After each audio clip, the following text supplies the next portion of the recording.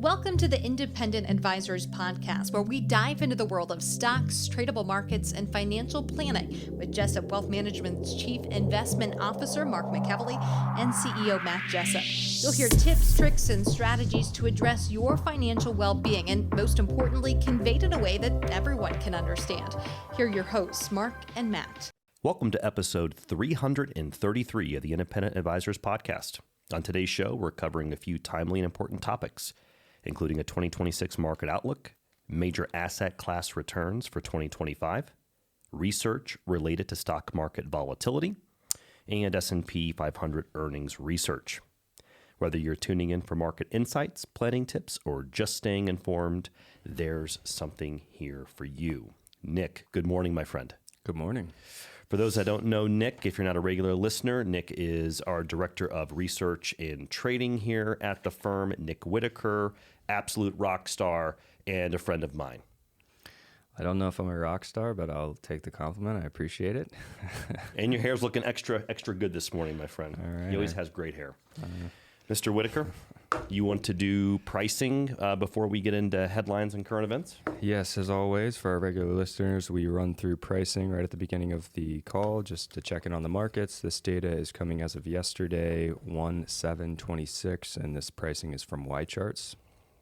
The S&P 500 is up 1.1% month to date, and I'm not going to read the year to date because it's going to be all the same. All the same. So we'll just stick with the month to date. It makes it a little easy this month. It does, yes. The Dow Jones is up 1.9% month to date. The NASDAQ Composite is up 1.5% month to date. The iShares Russell 2000 ETF, think small caps, is up 3.8% month to date. Interesting. Very. Vanguard FTSE All World ex-US Index is up 2.4% year to date, so still seeing some strength in international markets. Checking in on the Treasury rates, our 3-month Treasury rate is sitting at 3.62. The 2-year Treasury rate is sitting at 3.47, and the 10-year is sitting at 4.15%. Any comments before we move on to big headlines? Before we get into this week's show, listeners, if you've been enjoying the Independent Advisors Podcast, I'd encourage you to head to our website, jessupwealthmanagement.com. I offer a 15-minute initial call where you can discuss your financial goals and see if JWM is a good fit for your needs. Scheduling is easy. Once you land at the jessupwealthmanagement.com website, just click Schedule Initial Call and select a time that works best for you. There's a quick survey to fill out that will help guide the conversation and ensure your time is used efficiently. If you're ready to learn more, visit jessupwealthmanagement.com and book your call today. I'm really kind of focused. I'm dialed in on that 10-year right now. You know, I think that based upon CME interest rate futures this year, I think the market's expecting 2/4 point cuts. And that's a general statement. Very kind of, the data could go either way. Of course. But right now, generally speaking, 2 cuts. I think if I had to throw it out there, I think we're going to have more than 2 cuts this year. Okay. In the more than 2 cuts camp. I'm in the more than 2 cuts camp. I am. How about you? Last year, I was in the camp that we weren't going to cut rates as much. I was more in the 1 cut last year. Okay. This year, I think I'm in the we'll see more. I do. You know why I'm also I think saying we'll see above whatever the consensus is. So, yeah, if we got to 3, that would not surprise me. I agree. When you look at, there's a independent research firm out there called Trueflation. I've talked about them in the podcast before. They replicate the consumer price index basket with real-time prices. We can get into that in a different day because a lot of the CPI data the government uses to create that index is laggy. The data lags a little bit. But Trueflation right now is showing year over year replicating the same basket is actually just sub 2% right now, like 1.98, 1.99. Right. That's why I'm saying it. Which gives the Fed a little bit of wiggle room to cut rates to help with other parts of the economy for those who need us to connect those dots there. That's right. And let's say the jobs number, which I know you might talk about this here in a second, comes out a little light, say tomorrow for December, adds more fuel to the fire, baby. Absolutely. Absolutely. Good segue. Why don't Yes. you want to tackle big headlines and current events? We got some bangers this week. Yeah, per usual, Matt and Nick are already off on a tangent right at the beginning of the podcast, so we'll try to stay on track here. So big headlines. Obviously, the biggest one that everyone is well aware of at this point was the New Year getting off to a pretty excitable start from a geopolitical standpoint as the U.S. military forces went into Venezuela and captured Nicolas Maduro and his wife. Obviously, that's a pretty big shakeup from a geopolitical perspective and international policy and everything that comes with that. However, as you just heard us on the podcast just a second ago talking about pricing, the equity markets are pretty unfazed. Yes, that's a good way of saying it. Which I wouldn't say is necessarily a surprising thing. We see that often with international conflicts because, as I'll talk about later, often the market is focused on profitability and earnings, and as sad as that is to say, international conflicts don't always impact the bottom line.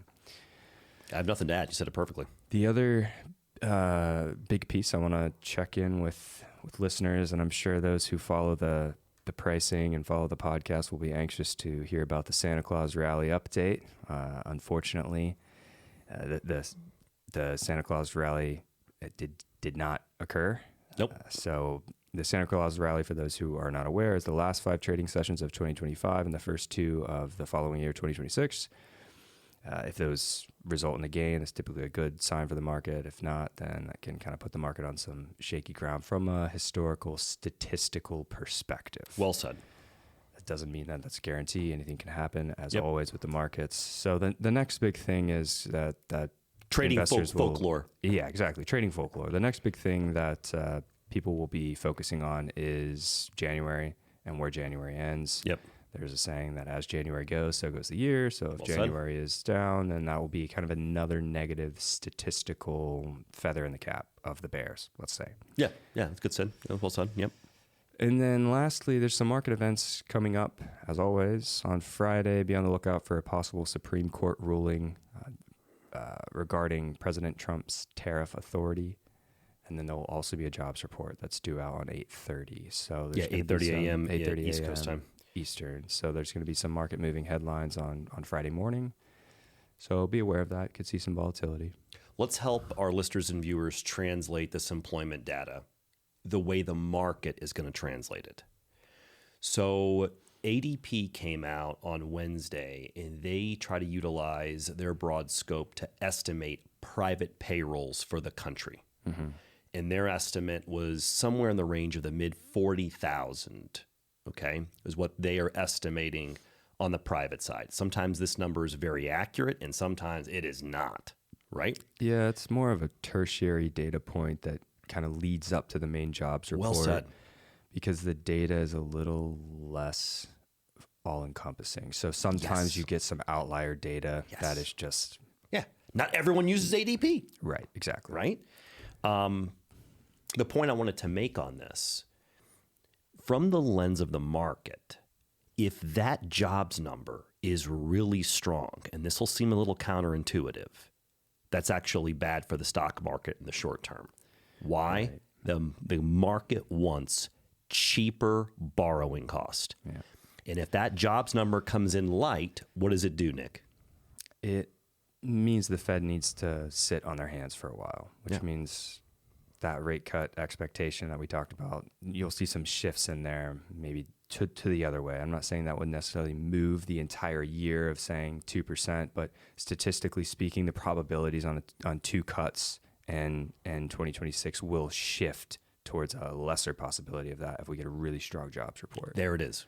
And if it's a weak jobs report, all of a sudden the Fed has more ammunition to cut more, lower interest rates. Yeah. So I think it's important that our listeners and viewers understand sometimes that strong economic news initially could be bad for the market on a shorter term basis. It kind of seems counterintuitive at times. And that is often the case throughout equity markets and just throughout the year, that it's often that there are times where it flips, but that's typically whenever the market needs some type of action to slow down an overheating economy. So that's when you kind of you kind of see a flip flop. Yeah, good news is bad, bad is good. Yeah. You start going through those type of moments in the market, and a lot of investors are like, this doesn't make sense. Right. It can be inverse. So yeah, good jobs report. Can expect some weakness in the market. Correct. Well, let's pivot. It's the beginning of a new year, and I would like to start off, Nick, with my 2026 outlook. This outlook is a list of potential investment themes and topics to watch, in my opinion, for this calendar year. I think that these are the topics that could drive market volatility, sector rotations, and portfolio strategies. You buckled in? Oh, yeah. You ready? I'm ready. Let's do this. First, probability of a government shutdown and Supreme Court related rulings. So we need to be aware that an imminent shutdown threat as of the end of this month in January is very real. After a 43-day shutdown in late 2025, Congress passed a short-term continuing resolution funding most agencies only through January 30th of this year. Negotiations on the remaining 9 appropriation bills for this year have stalled. Hardliners are pushing for cuts, while unresolved issues such as health premium cost, federal workforce protections linger. A failure to pass a full year bill or another continuing resolution could trigger another partial shutdown. That could lead to short-term yields getting higher, disrupting federal payments and contracting, adding risk premiums to bonds, etc. So my comment here is my personal opinion of the probability of a shutdown of the government sometime in February is very high, in my opinion. Any thoughts before I go to the Supreme Court? No, I agree. I think it's extremely high that the government shuts down again. At least I'm not going to say it's going to be a 43 record shutdown. Hopefully not. But I think we'll have a small shutdown. So this will be the headlines you're going to be reading and experiencing in February. Yeah. Next, you have obviously the Supreme Court arguments. Later this month, you got Trump versus Cook. That's the presidential power to fire Fed governors. That's a direct tie to monetary policy independence. That will be some headlines on that front. You got the tariff stuff you talked about coming in short order. It's very possible they come out and say, hey, we're going to delay this decision, right? But just know that these are going to be some headlines between the government shutdown and Supreme Court. You're going to have that, and the market's going to pay attention. In the Supreme Court one is, in my mind, that one sticks out a little bit more. I think that has some massive implications towards what the rest of the world sees as a safe haven with the Treasury bills.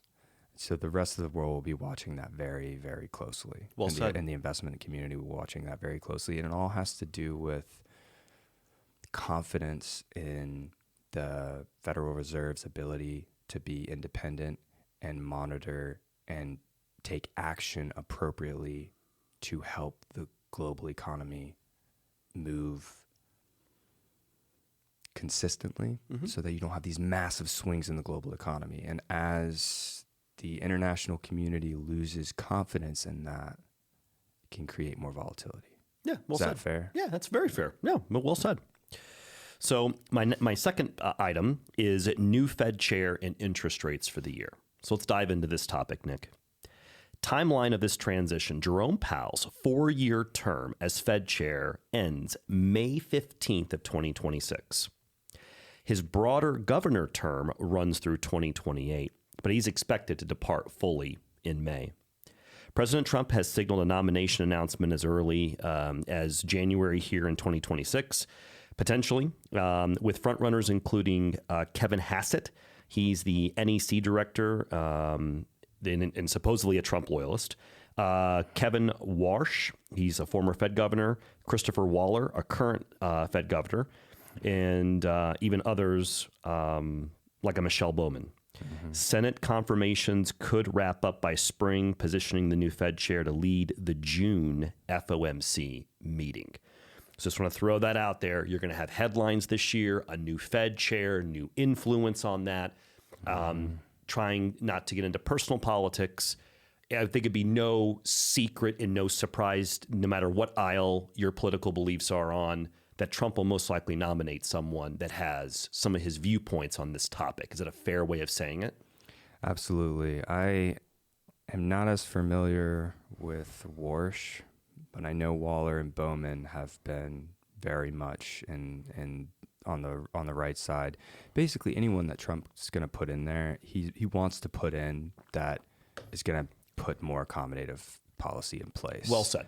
So, and that's one of the reasons probably that I'm guessing that you're saying you could expect to see more than 2 cuts this year. It adds to my old Ben Franklin positives and negatives. Definitely adds to the positive, in my opinion, right? Exactly. And that's one of the big things for me as well. So I think you can expect the Federal Reserve Chair Fed, whoever is nominated, to be more in lockstep with communication from the White House. Well said. And then market expectations for policy under new leadership. Wall Street in general has forecasted limited Fed cuts for this year, perhaps no more than 2 cuts, landing the Fed funds rate, around 3.5% to 3.75% amid sticky inflation above 2%. However, we got to realize that some of the more real-time indicators are saying that we're actually sub 2%. So we'll see how quick the laggy CPI index by the government catches up. So again, to summarize, new Fed chair, interest rates, that's going to be a topic and theme that the market's focused on as the year goes on. Next, the renegotiation of the USMCA. You're going to see a lot of headlines on this later in the year. I'm going to forecast it to you right now on the Independent Advisors podcast. So the USMCA enters its mandatory joint review on July 1st, 2026, 6 years after entry into force, where the U.S., Mexico, and Canada must decide whether to extend the agreement for another 16 years to 2042 or trigger a countdown to terminate in 2036. President Trump has signaled to intent to leverage this review, potentially withholding U.S. renewal approval to push for partial or comprehensive renegotiations focusing on tightening rules of origin, especially automobiles, curbing Chinese transshipment through North America, addressing migration drug flows, and resolving ongoing disputes, with USTR's detailed report to Congress due imminently here in January, outlining the U.S.'s positions. Formal bilateral and trilateral talks are expected to ramp up soon after, creating uncertainty for integrated supply chains. So in summary here, I know tariffs have got their fair share of headlines in the year of 2025. And for the most part, a lot of tariffs are established, and there hasn't been a lot of change. I'm going to throw it out there the last quarter or two. It's been pretty consistent since last summer. Yep. This trade talk, especially with the USMCA, is going to come back front and center. I think you're going to see a lot of headlines about this in the late spring. Just know it's coming. Any other comments, Nick? It's really big for autos from when you get down into the data and how that impacts auto is a big section of this. And, that's an excellent point. Yeah. And there was a message yesterday from the administration. If I could read this real quick. Yeah, absolutely. It's in regards to this comment. Yesterday, this is from the Treasury Secretary. Treasury is implementing President Trump's note tax on American car loan interest, it says, Nick, putting money back in the pockets of working and middle-class families for U.S. assembled vehicles purchased in the years of 2025 through 2028. Eligible taxpayers can deduct up to $10,000 per year in auto loan interest. This is in addition, if you read a little further, to your standard deduction. See, that kind of, those kind of regulations and tax changes that can pretty drastically shape consumer spending to move more towards U.S. vehicles. Absolutely. And so those are some of the kind of things. Kind of reminds me of the late 2000s GFC cash for clunkers. You remember that? Remember that? Cash for clunkers? Yeah. Very, very catchy. Yeah, Very it's catchy. Yeah. But this is I think this is good. If you work or you're a supplier in the automobile industry, that's not bearish news. No, not at all. You know, there's a lot of people who might, hey, interest rate's still a little high for a car, but you know what? I get to take it off my taxes. Yeah. You might have that thought process. All right, next, midterm elections. No surprise, but we got to talk about it. The November 2026 midterms will serve as a referendum on President Trump's second term, with Republicans defending narrow majorities. So let's talk about this. Currently, the majority in the House is 219 seats to 213, and in the Senate, it's 53 to 47, okay? Historical patterns show the president's party often loses seats, amplified here by economic concerns of lingering inflation, tariff impacts, and rising health premiums. So before I continue, I'm going to say it a different way. And we've talked about this last year on the podcast in 2025 several times. There hasn't been an instance of an incumbent party that controlled the presidency in both sides of Congress that has held on to it in the midterms. Didn't happen to Obama. It didn't happen to Bush. Go down the list. You know, statistically, it's going to be very hard, I think, for the Republicans, just looking at the lens of history, to make that happen. Okay? Now, key Senate battleground states are going to be Georgia, North Carolina, Michigan, and Maine. Those are going to be what a lot of pundits are throwing out there, Nick. Markets historically see heightened volatility in these midterm election years, with underperformance pre-election due to policy uncertainty, followed typically by strong market rebounds post-election into the end of the year as clarity emerges. So we just got to know that going into 2026, when you slice and dice the stock market on the 4-year presidential election cycle, year 2 historically has the lowest returns. Before I move on, any comments, Mr. Whitaker? My only comment would be kind of echoing the heightened volatility around midterm years. Between the midterm year and the statistical analysis that we have around that, plus a lot of these other themes that we're talking about, I would expect to see more volatility this year relative to last year.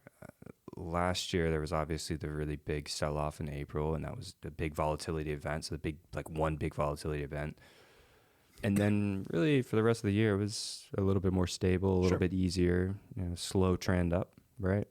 I would expect this year to be a bit more choppy and a bit more volatile throughout the year, if that makes sense. I am on the same page with this, and I agree wholeheartedly with that. Yeah. So I would just encourage investors and listeners to be aware of that and, stick to your long-term plan. Don't panic. Well said. That's going to be normal this year. Yeah. Expect that.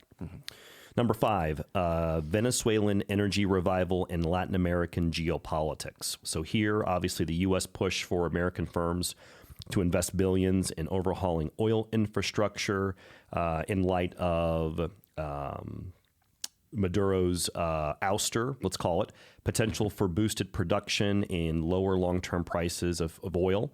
Again, you're going to have volatility. You're going to have a lot of geopolitical conversations about migration, defense, OPEC dynamics start coming into play with oil. That's going to be a whole topic as the year goes on. Okay? Oh, it sure will. Yep. Number 6, AI infrastructure boom. So again, we have this continued, data center build out. Chip demand is going to be looked at very closely as the year goes on.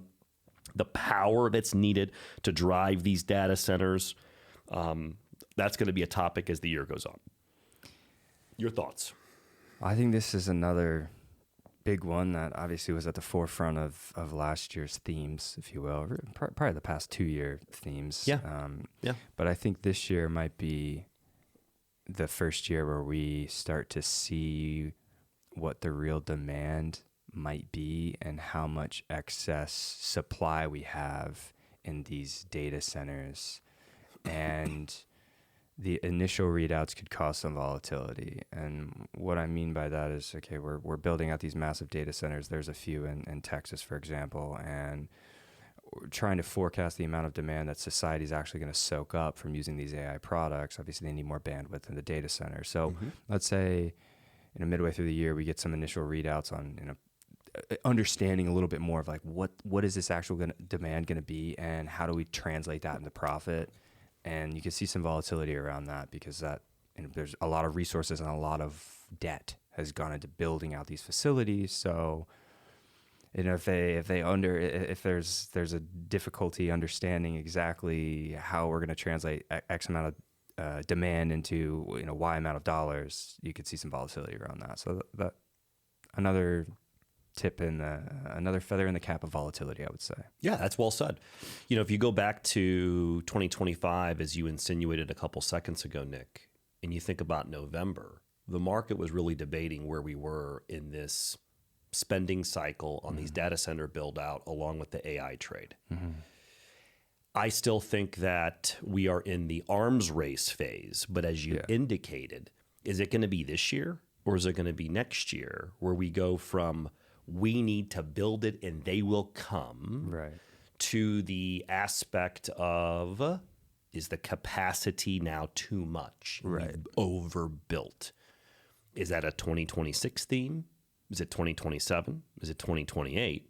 We don't know, but that will definitely be a topic that the market is going to analyze. And it gets a lot of data points, especially during earnings season. Right. So coming up here at the end of the month, you're going to get earnings from a lot of these tech names, and they're going to be slicing and dicing the numbers to say, are people still spending a lot? The other aspect I want to throw out there is just some local news here in Southwest Ohio. In the past roughly 3 months, they announced a huge data center build. This one I'm going to talk about here is Amazon, north of town, about an hour north of Dayton. And then after that was announced, they announced that they were going to build one south of Dayton, about an hour south in Wilmington, Ohio. And I read yesterday where residents in Wilmington went to the city council, and it was a little bit of a NIMBY situation, not in my backyard. Residents were wanting information on how it could affect groundwater, sound. Like there was a list of things. Sound is a big one. Yes. And, they're going to have to, the likes of Amazon, Microsoft, go down the list, Meta, Alphabet, they're going to have to figure out how they're going to start combating NIMBY. If that makes sense. Yeah, I think that's a big. This one is this theme is not going to go away. I do think, as you mentioned, you'll see kind of that build out. And is it too much? I think that's going to be more 2027 and 2028. But I do think there's going to be a couple stories. Oh yeah, and there's going to be a couple of themes and a couple of stocks. We already saw it a little bit last year with a few names. Yep. And so I just expect to see a little bit of a couple of themes, if you will. Well said. Next, power and energy transition demands. Obviously, we have a surge in electricity needs for things like AI, electric vehicles, manufacturing, reshoring. Again, we need to have some power grid upgrades. There's just a lot of topics on the power side of the equation.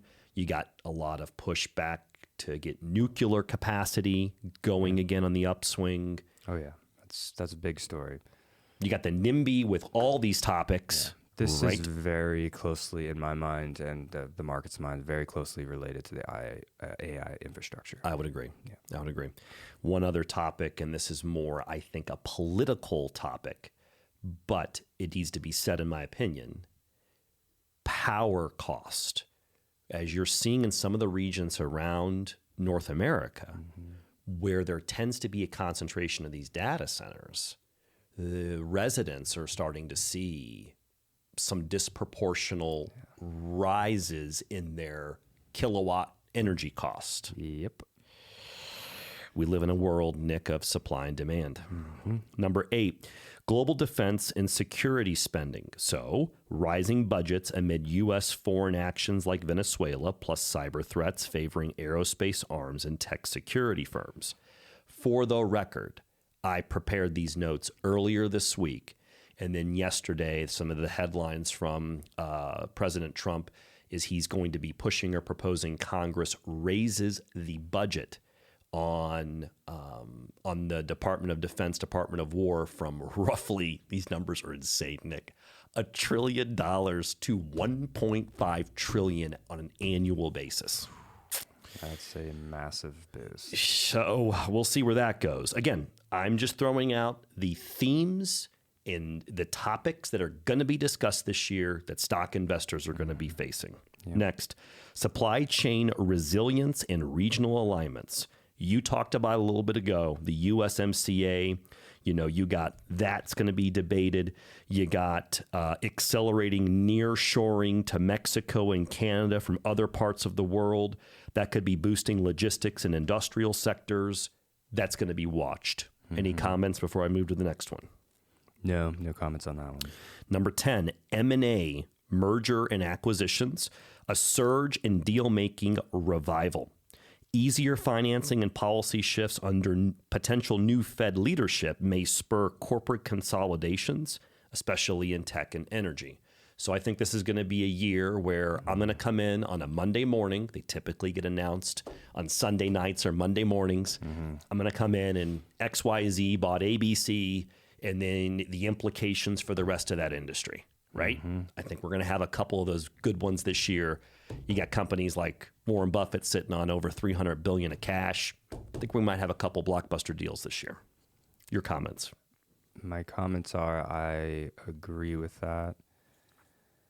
And another reasoning would be because of the Federal Trade Commission and the government bodies that monitor the acquisitions and can break them up. I think there are limited resources, and you see fewer and fewer deals getting kind of stopped and broken up. That's good analysis, and yeah. So I think that opens it up for tech firms to consolidate. Yes. I think if we were in a bit of a different government and social environment, perhaps, that it might be my opinions might be different, but I just don't think there's going to be a lot of regulatory pushback, if that makes sense. No, I think that's well said. Wherein maybe less, at least. Less, where maybe like a decade ago there was more. Yeah, I think you're spot on.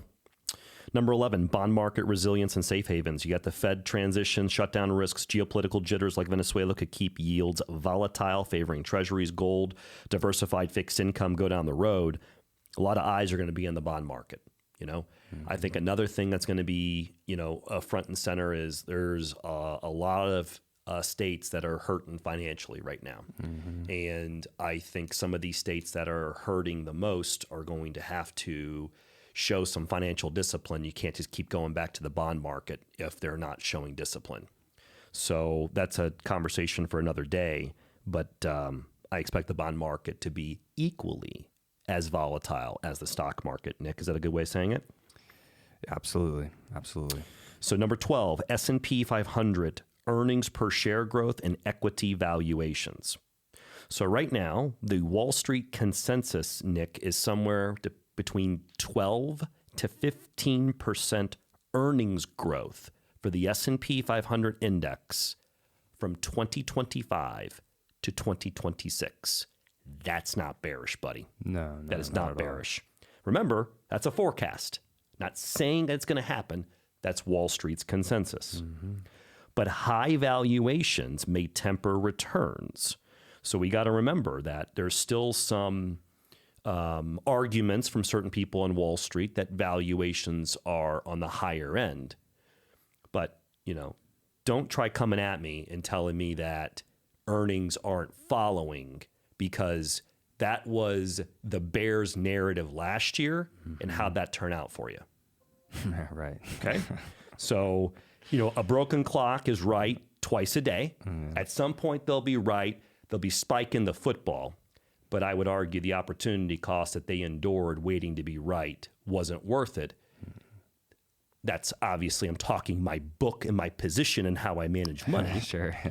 But it's my version of spiking the ball. Okay. Number 13, American consumer resilience in jobs market. Entering 2026, the U.S. consumer remains resilient overall, with personal spending powering much of the economy's growth in late 2025. That's driven by strong gains in services, experiences like travel and events, and wealth effects from equity markets benefiting higher income households. But a pronounced K-shaped pattern persists, Nick, with lower and middle income groups showing stagnant or slowing spending amid tariff-induced price pressures in wage moderation. Let me continue before you react, if I could. A key dynamic to monitor throughout 2026 is the extreme concentration of spending power. We've talked about this in the podcast before. Let's give a reminder. The top 10% of income earners, that's households making over $250,000, now account for nearly 50% of all consumer spending. That's the highest share on record since tracking began in 1989, Nick. Fueled by surging stock portfolios, home values, while the bottom 80% have seen real spending growth stall or decline. Thoughts, comments? I'll give you the first go. This has been a big theme the past year and a half, particularly in 2025. This was a big one, and we just saw headline after headline, at least on the research side, you could say. Yeah. It's going to continue to be a theme, and that's why I think the jobs report, as we mentioned at the beginning of the call, will be important, and seeing what the Fed does, and basically keeping the economy healthy and not having a big economic event. Yes. If that makes sense. It does. That will help kind of keep consumer spending up, because the concern here is if that 10% slows down spending, if they're accounting for 50% of the spending and you already have a big section of the economy that's pulling back. Keep going. That's where the economy can really start moving south quickly. Preach, baby. So that the government, the Federal Reserve, will be very focused on trying to keep that spending up, because that's what keeps the economy healthy. And if the spending goes down, it's going to be bad for everybody, not just the people who are already slowing down spending. Boom. And I don't say that to be insensitive. I just say that to be an analyst. That's just and I agree with everything you said there. Yeah. You said it perfectly. Yeah. Before I transition away from these themes and headlines that I think will dominate investors' thought process as this year goes on, I'm going to throw out my black swan event as we transition. Ooh, fun. Okay. The number one, in my opinion, black swan event that the market needs to be monitoring is China and Taiwan. As you've mentioned, the geopolitical shakeup that the administration, and there's so many layers to what the administration is doing with Venezuela. So many layers on this one. If you really spend time dissecting it, I want to throw it out there. Where market narrative could shift is depending upon if China tries to make a play on Taiwan. I'm not saying they are. I'm just calling this the black swan topic that the market is not pricing in right now. That is something I think investors need to monitor. So far, the Chinese response regarding Venezuela has been very quiet. That's telling within itself. So I just want to throw it out there. I would not make it a heavy part of your investment thesis, because I could sit here and list 20 black swan events. And if we spend time focusing on all the potential black swan events of the last 20 years, you would never invest. You would have never invest, and you wouldn't ever make any money. Okay.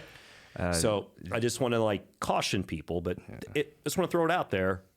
I'm going to be monitoring the actions of China as the year goes on. That's going to be something I'm going to be watching. For listeners who are not aware, a black swan event it's just financial jargon, Wall Street jargon for some type of event that you could literally you couldn't predict the timing. You don't exactly know. It's not priced into the market. And historically speaking, when you look at what are quote unquote black swan events, they're big events that actually impact the pricing of markets. Right? 9/11's a great example. 9/11's a great example.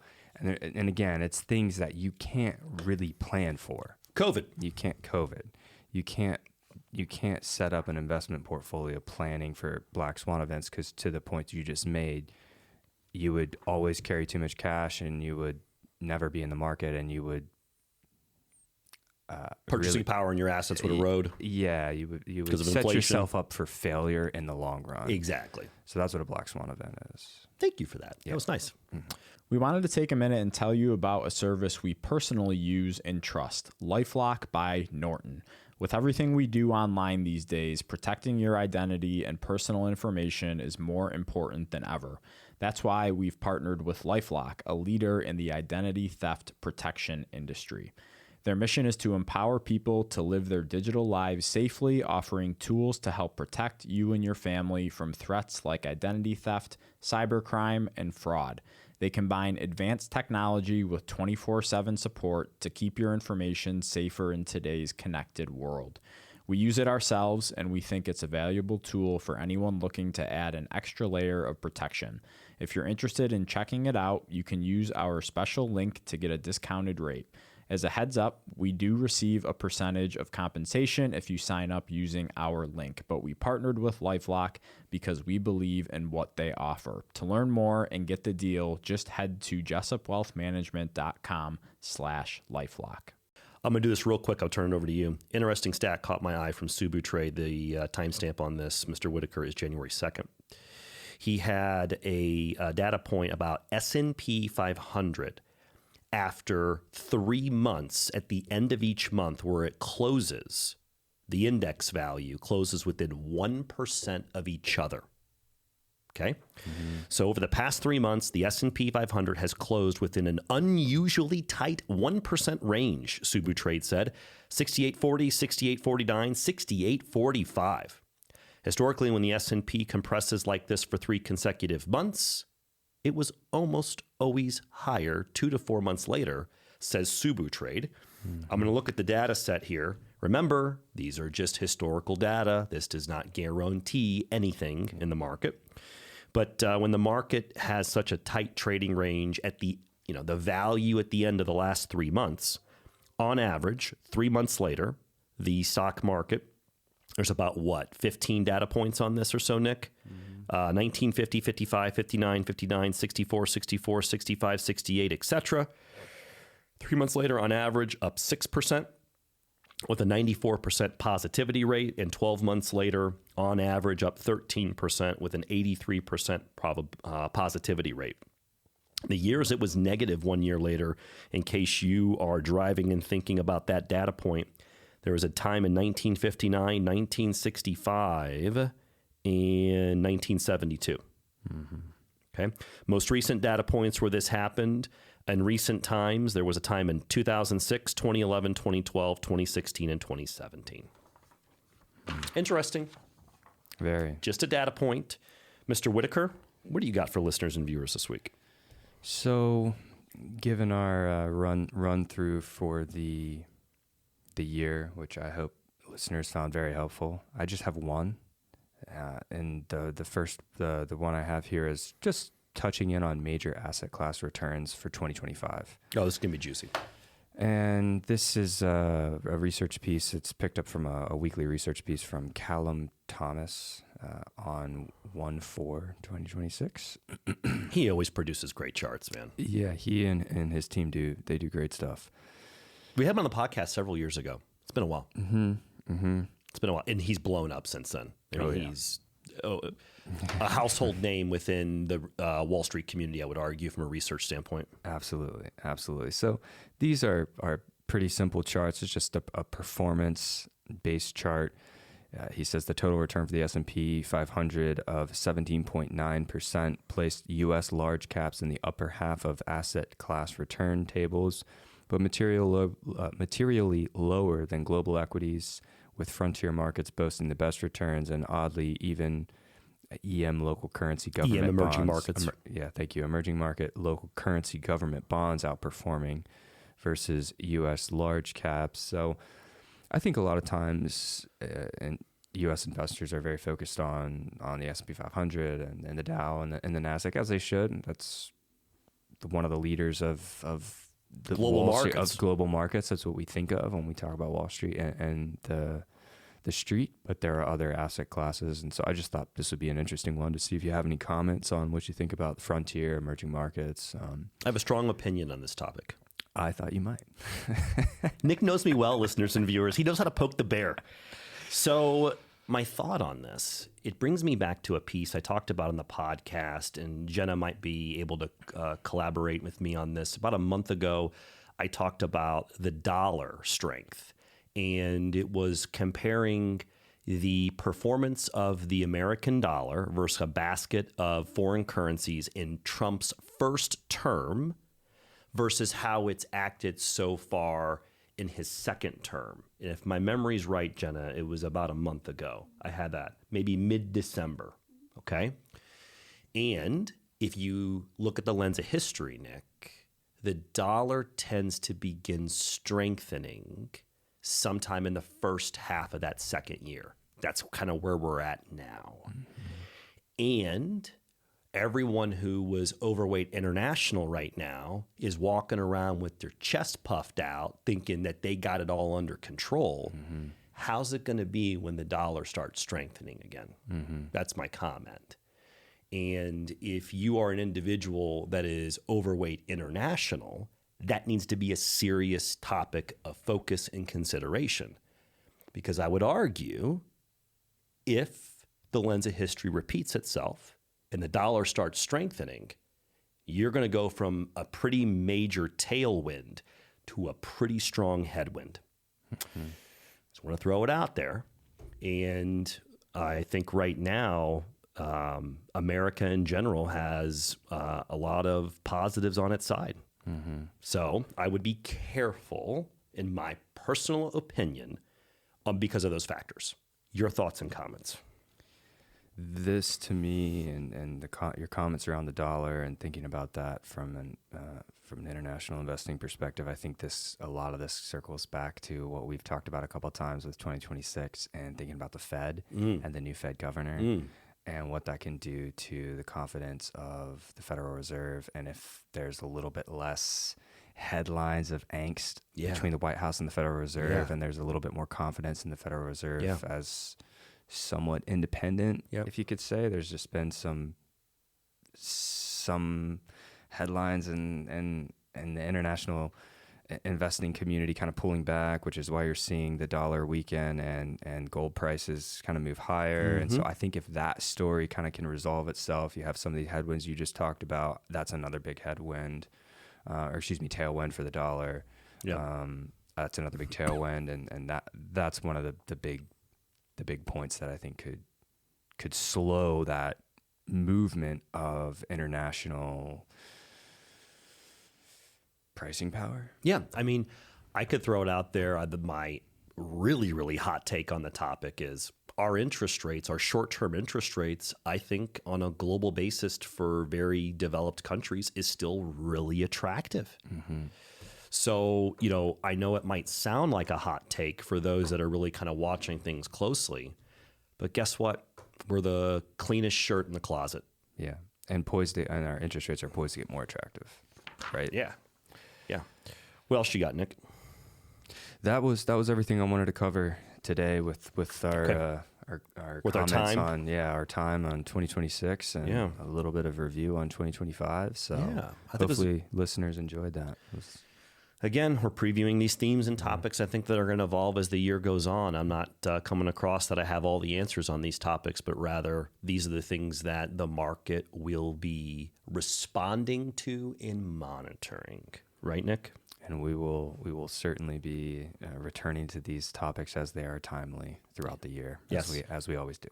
So before we sign off, I want to throw it out there. Earnings season is going to be heating up the next couple of weeks. Mm-hmm. When we say earnings season, that means publicly traded companies report their earnings to shareholders every quarter. Mm-hmm. And coming up here, a lot of companies will be reporting their Q4 2025 earnings. Between the middle of January and the middle of February is the bulk of publicly traded companies. In addition, because of the timing of where we're at with the calendar, Nick, there will be some companies that also provide their estimates or their forecasts, their outlook for the entire year as well. That is common for a lot of publicly traded companies. With that being said, if you see some larger volatility on some individual securities over the next 4 weeks, most likely they just reported earnings and the market is reacting not only to how they did in the fourth quarter, but their comments about real time and their estimations and outlooks for the next quarter and or the year. Any other comments on that? Yeah, simply put, you could see some reaction for individual stocks. You could also see some movement between sectors. If stock ABC comes out and says, "Hey, we think we're going to grow earnings at 9%," but the market had earmarked they think it's going to be closer to 15%, you're going to see a reaction in that stock, and so that's I think we always expect to see some of that. Sure, but beginning of the year, trying to kind of hammer in those expectations for what does 2026 earnings look like. Yep. Like you said, this is a big earnings moment, especially with big all data the points. with all the themes we just talked about for 2026. All of that's playing in investors' minds as well, and people are listening to that. So Yeah. yeah, And for those that listen to the entire podcast here, I'll give them a nice little cheat that I like using during earnings season. Not a recommendation for or against these two names, but check out the earnings for like a Visa or MasterCard. Not about those two companies, but their look through to the American consumer. Both of those companies have access to all the different consumer spending bands. And they tend to do a pretty good job when they report earnings, conveying the underlying spending trends that they're seeing. So again, not a recommendation for or against Visa or MasterCard, but rather the insights they provide on the consumer coming up here in a couple of weeks. That's juicy research if you're a Wall Street cat. yes, that's a great point. All right. Well, thank you for listening to episode 333 of the Independent Advisors Podcast. Me, Nick, Jenna, Mark, Taylor, Aaron, rest of the team, appreciate you listening. Catch us next week for episode 334. Thank you for listening to the Independent Advisors Podcast. If you're interested in hearing more, hit the subscribe button so you can be notified every time a new episode gets released. Feel free to share with friends, family, and follow us on Twitter at Jessup Wealth, Facebook, and LinkedIn. Mark and Matt will continue to share beneficial information on these social media sites.